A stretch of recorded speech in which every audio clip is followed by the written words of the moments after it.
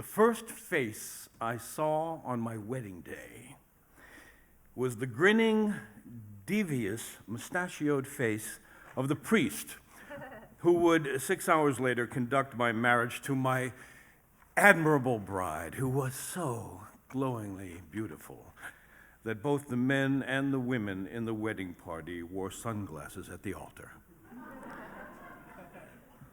My priest woke me up by tapping a cigarette on my forehead and mumbling, "Let's go, bozo." Now, many men remember the first words they heard on their glorious and unforgettable wedding day, but I do not believe any other man ever heard those particular words. Now, this was at dawn. We dressed in our uniforms for the day, he in black and I in white. I was supposed to wear a bow tie, but had not the faintest idea how the thing and tie it, and neither did the priest, and we just stood there staring at it until the priest, smoking a second cigarette in the morning, said, "Screw it, let's go get some coffee." So down the street we went to a coffee shop. He lit a cigarette, and we drank a pot of coffee slowly without saying anything. Do we need to have any last talk about anything? He said.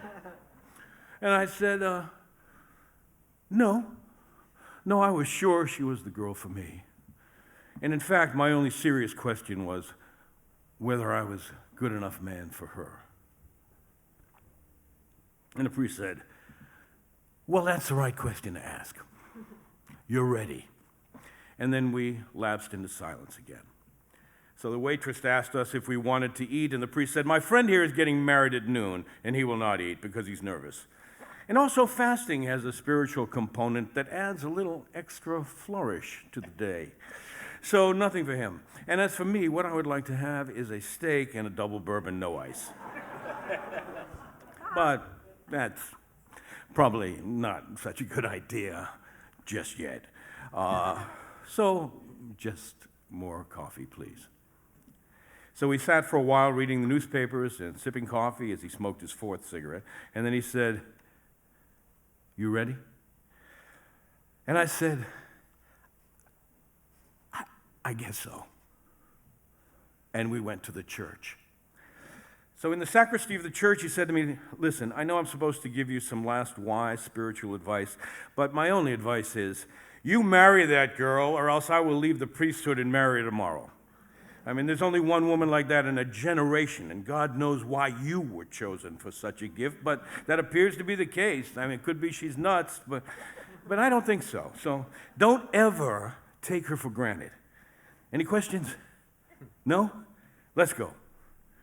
So at the door of the sacristy where it led onto the altar, he paused, he put out his fifth cigarette in an ashtray affixed to the wall for just that purpose. And he said, "Come here. Come here and stand with me for a minute." Which I did, and together we stood at the doorway and gazed out at the church, which was amazingly packed with people. "Remember this scene, man," said the priest. "You remember this when things are dark. All these people are here for you, and there will come tough times.